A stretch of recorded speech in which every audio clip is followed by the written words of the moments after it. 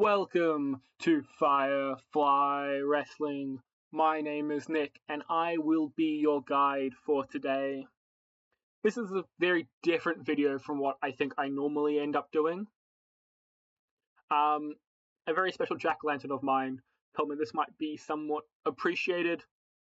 Hopefully people will be able to stumble across, and there doesn't seem to be too many videos on YouTube that kind of deal with it in the way I'm going to. Also, maybe I'm wrong, and there's a reason for it, and none of these are helpful. We'll have to find out. But let's get straight into it. Firstly, what is pro wrestling, and what makes it so special or different to anything else on TV that I would want to make this video recommending it? The short answer is nothing. Wrestling is a combination of theatre and movies all at once.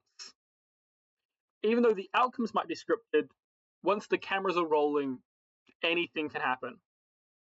What I love about wrestling is that it mixes the thrill of the biggest moments in sports all the time with the crazy, inhuman feats of athleticism. It's like a soap opera of the greatest athletes in the world in front of the biggest crowds in the world. More than that, the characters are arguably mostly simplistic, give this larger-than-life feel. And unlike watching Captain America in the theaters, you can see The Rock live and in person. This is a two-part video that's going to focus on the biggest company, WWE, and each of their weekly shows. This video is going to be about Smackdown, which is aired every Friday on the USA Network in the States, or Netflix across the globe. I highly recommend, if you're in the States, use a VPN, because then you get the Netflix across the globe part. It's about a 2 to 3 hour show, I think. I think it normally airs in about 2 hours, and then does 3 hours for a little block periods, building up to the biggest moments of the year. Which does sound a bit daunting, but if anyone else is a sports fan, they'll know that's actually fairly normal for sports. Sports goes on forever. So, what do you need to know about SmackDown that will allow you to seamlessly tune in this week? Let's start with the championship. These are the biggest prize for the wrestlers, what most of the wrestlers are always targeting and going for. They're divided into two different categories. The first is the world titles. These are the top prizes. If you're the world champion, you're the one at the top of the mountain. And they're meant to have the biggest feel and be the most important. They're the ones that are going to close out the biggest shows and have the biggest stories attached to them. The other category is the mid-card championships.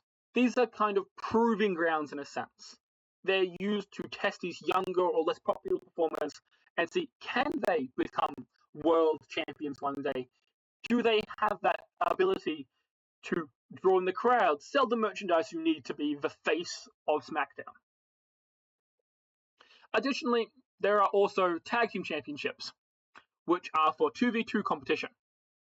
There are ones for the women's as well, but they currently reside on Raw, as there's only one between both shows. I would explain the rules for these, but I don't think WWE knows the rules for these. They kind of change per match. Still fun matches, but don't expect consistency with what is meant to be illegal and what's not. The men's world title is called the Universal Championship, and it is currently held by Drew McIntyre. He is the Scottish psychopath, and has been part of the most brutal moments of the year, including burning a sentimental picture of the former world champion and his father who passed away. This man is insane. Speaking of the former challenger, you have Cody Rhodes. If you've seen any media or news relating to WWE recently, you've probably seen the face of WWE, Cody Rhodes, who is also just, I swear, trying to cosplay as Homelander. He is still a good guy, but that Homelander version is going to come one day. Hopefully. The next name in the division is the new entrant to the main event after a stint in the mid-card, the Samoan werewolf, Jacob Fatu. Jacob is a beast of a human who combines crazy strength with a terrifying ability to go soaring through the air. The next man is kind of the opposite, a tall man who wrestles with surprising grace for his 6'5" height. A former world champion in his own right could have been the punishment. You can always expect Damian Priest to be in long-lasting feuds that are going to turn violent very fast. Next up, you have Randy Orton. Maybe the biggest veteran in the company. If you've seen WWE for the last 20 years, you will have probably seen moments of the Viper. Being one of the biggest veterans and the one who pioneered the three most dangerous letters in all of professional wrestling, RKO. And you've also probably seen the social media memes from the RKO. Taking us from a veteran to a new main event entrant, only moving on from development earlier this year, you have the pepper-stepping Trick Williams. His main selling point has to be he has more star power than anyone else he stands in the ring against. He looks and feels like the most important person in the room. And realistically, he's very quickly becoming it. The last man who's kind of vying for this Universal Championship and in the division is the eternal underdog, Sami Zayn. Canada's very own, is an amazing wrestler and also the most recent challenger to Drew McIntyre over the weekend. It was a very good match, but a sadly losing effort for the plucky underdog. Next up, you have the mid-card division. This division is really special right now and doing something that's very new and fresh. Well, not something new, but it's definitely very fresh. For the past few months, the champions put on a show and has come out each and every week to have a match against a surprise opponent. This has built the division to its true in-ring masterclass each week. The champion, Carmelo Hayes, is still relatively fresh from developmental and has already shared the ring with WWE's biggest names, including Cody Rhodes and the Viper. He can always be relied upon for one of, if not the best match of the night, especially if his opponent is this man, Ilya Dragunov, the Mad Dragon from Moscow. He's one of the best in the world at any aspect of pro wrestling. Though slightly intense, he is so good at helping others suspend their disbelief. I think he might forget this isn't a real competition sometimes.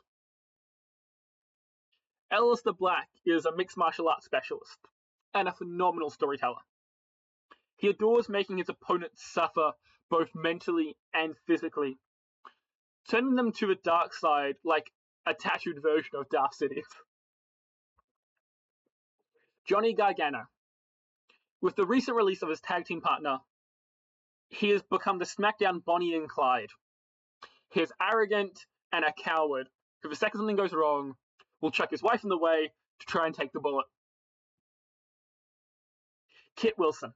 If you've been following social media recently, especially TikTok, you've probably heard his super famous new song all about toxic masculinity.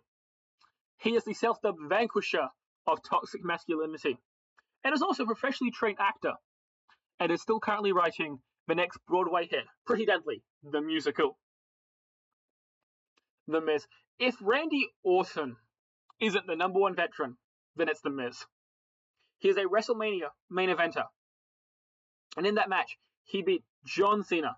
Not that he'll ever let you forget it. Despite his main event job nowadays to kind of push others up the card, he still is one of the greatest stars of all time and first ballot Hall of Famer. Matt Cardona, returning after a 7-year absence this year to a new name and a renewed confidence, the self-made social media man is going to do all the right things to right all the wrongs from his first run the company during the 2010s. R-Truth, the resident comedical genius. Well, not the serious wrestler, but a lot of people on this list are. His comedy-focused attitude adds a set of variants on shows that would kind of be lacking it. Despite being the oldest man on the roster, you wouldn't know by how smooth he moves, and by still being able to do his splits at 50 plus. Rey Fenix is still under a year into his WWE run, but the high flying Mexican is a special attraction. And even if he's not booked like a champion, he can make your jaw hit the ground in every match. And lastly in the division, but certainly not least, Shinsuke Nakamura. The Japanese veteran is a legend from Japan to America and one of the biggest foreign stars WWE has ever had. He is the King of Strong style, which is a Japanese hard-hitting style, ensuring all his matches feel like a war, whether he wins or loses.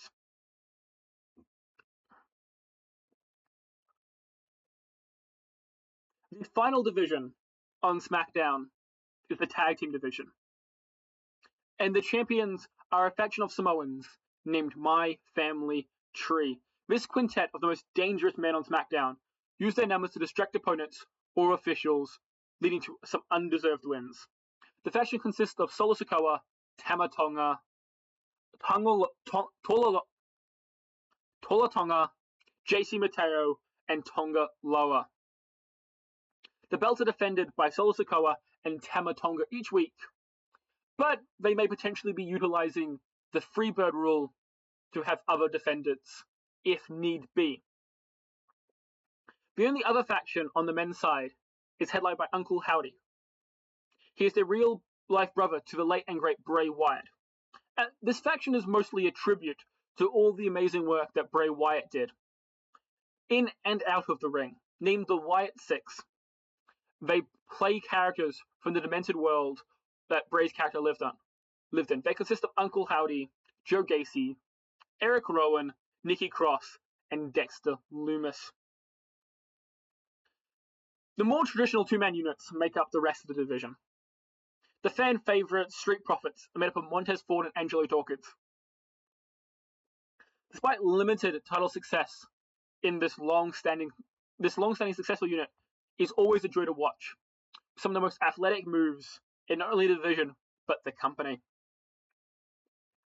Fraxium is made up of the unlikely pairing of enemies to friends. With their incredible speed and precision, the ex-Real Madrid used to Axiom and the man who never stops moving, Nathan Fraser, have set the tag team division on fire. More working for the WWE Mexican company AAA, Los Garza are some of the most fun, consistent losers in the tag team division. But despite being booked to lose nearly every match, have kept putting on great performances and held titles in Mexico last year. The Motor City Machine Guns are made up of Alex Shelley and Chris Sabin. They are maybe the longest standing tag team currently active in the world. They're your favorite tag team's favorite tag team, and have pioneered many of the moves you'll see performed all over the world. After a losing fight with My Family Tree, they will surely be back soon, gunning for the tag team belts. Now on to the women's. The women's world champion is Jade Cargill. The personification of elite physique meets terrifying power. Likely the strongest woman in the company, Jade Cargill is a bit inexperienced, but she has been rocketed to the top of the mountain, potentially before her time, but she is able to disguise much of her inexperience with elite opponents, and again, looking like a Greek god. Only 3 of her women make up the main event division right now. Firstly, the still injured Bianca Belair. After one of the most devastating finger injuries of all time, Bianca has been out for 9 months and counting. The EST of the women's division is the strongest, fastest, and best in the division, and has clearly been missed. Wishing her a speedy recovery and an amazing return in the near future, hopefully without an amputated finger. Returning after a 3-month injury over the weekend, Tiffany Stratton has the world's buffest Barbie. The Protina Carpenter is one of the future pillars of the women's division, always quick-witted and brutal on the mic. The Pink Princess is primed for another great year. The final woman making up the division is a recent developmental graduate, Jordan Grace, joining as the 4th crazy buff wrestler in the division. The former bodybuilder is not holding back and will keep asking questions of the champion until she puts her belt on the line. women's midcard is slightly more full, but due to injuries, it's still caught lacking again. The champion is the most recent Japanese import, the beautiful madness that is Julia. She likes Shinsuke, loves a more physical match, and is not afraid to make contact on a hit if it makes the move look better.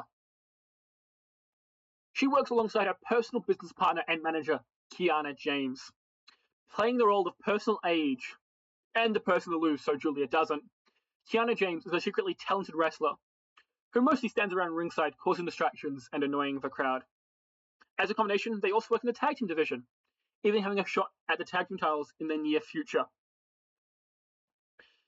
Candice LeRae, the wife of notable coward Johnny Gargano. She wrestles very rarely, but is another underrated gem of the midcard. Using her size and speed, she wrestles an original style that is sure to bring joy to the wrestlers. Chelsea Green is a fan favorite, even as a villain. She plays the role of the leader of the Green Regime, with her secret Hervis agent by her side. She is the first and fourth Women's United States champion, having only lost to Julia not long ago. Even without backstage members seeing too much of her future, the viewers do, and a main event run cannot be too far away. Speaking of the secret Hervis, the lead agent is Elba Fire, arguably a top 10 to 20 wrestler in the company, if not one of the best in the mid-card division when she's in the ring. Elba Fire is one of the greatest wrestlers to escape the cold embrace of Scotland. Next up is kendo stick wheeling and dealing Michin. With her more violent street fight style, doesn't necessarily always work in the WWE, but her passion is never in doubt, and her feud with Chelsea Green is the main reason the mid-card belts were ever made to exist for the women. B-Fab is a close friend to Michin, and maybe the single least winning female wrestler in the company. She's typically a manager first and wrestler second, but in the ring she still put on a good match with any opponent, though slightly injured along with Michin right now. Zelina Vega is the last singles wrestler in the women's division. Currently, she's off TV as she is managing her real-life husband, Aleister Black, who is also taking a break. She fills a very similar spot to Candice LeRae, just a little darker and a lot more evil. Another reason to pay attention to this charismatic star is for her history of cosplay in her gear, including amazing gems like Buzz Lightyear about 5 years ago. Lastly, though SmackDown doesn't have a tag team titles, they do have two full-time teams, which compete on both brands. The first team has been fan-named Chalexa. It is the union of friends of convenience becoming best friends of Charlotte Flair and Alexa Bliss. Charlotte Flair is the most world title runs of any female wrestler in history, and Alexa Bliss is one of the best talkers in the game. Together, this oddball pairing has already held tag titles once and is aiming to get them again. The final team and wrestlers introduced is the newest addition to the tag team division on SmackDown, Nia Jax and Lash Legend, WWE's two generations of monster villains. The veteran Nia Jax has been a vocal part of WWE's women's division for nearly a decade, and her partner, the Bougie Bully, is one of the most recent women's call-ups, primed to inherit Nia Jax's old monster spot. The last and the most important thing in order to tune into Friday is what are the current feuds and storylines you should be looking out for and expect to see developed on this week's show. Firstly, My Family Tree versus the Wyatt Six. This title is built around both the tag team championships and the lantern that the Wyatt Six have used to guide them. The Wyatt Six have always carried around a lantern, which was the symbol of the late Bray Wyatt. And after Solo Sikoa and his goons stole it, there is a serious war brewing between them, as the Wyatts don't only look to get their tag team titles back, but they want to rescue what is said to be the personification of the soul of Bray Wyatt. Probably the biggest feud going on SmackDown right now is Drew McIntyre versus Cody Rhodes versus Jacob Fatu. Jacob Fatu was mysteriously attacked backstage about 2 to 3 months ago, which was used to write him off because of a legitimate dental surgery he had to undertake. But he has come back under the impression that it was Drew McIntyre who attacked him. Him getting involved in Drew McIntyre's match is what has accidentally led to Drew McIntyre becoming the world champion, which has aggravated the former world champion Cody Rhodes into targeting going after both men. These normally lead to massive brawls and fights around backstage, always leading to fun atmospheres when you're watching the show, and a bit of unpredictability. While the US Open Challenge is still going on, the feud that's kind of brewing out of it right now is Carmelo Hayes versus The Miz. Melo is a super talented wrestler and touted as kind of the next Miz, as The Miz is slowly, hopefully, approaching retirement. As talented as he is, the man deserves a break. This feud is kind of built around not only the title, but also The Miz's ego of not wanting to be outdone by a young upstart. The kind of only main feud going on right now that doesn't revolve around a title is Kit Wilson versus Matt Cardona. Kit Wilson was the subject of Matt Cardona's triumphant return when he was beat very handily by the returning indie god. Kit Wilson believes Matt Cardona is the personification of toxic masculinity and is determined to remove him from the company. The last title feud is probably a bit underwhelming for those who are regular watchers, but Jade Cargill versus Jordynne Grace are currently the ones fighting over the women's world title. Jade Cargill's refusal to defend the belt has angered the juggernaut, as Jordynne Grace continues to pester the champion until she gets her world title match she feels she deserves. I'd like to thank you all for watching and sitting through this video. I hope it was informative. I hope it has implored you to tune in on Netflix or on USA Network, depending on where you live, on Friday.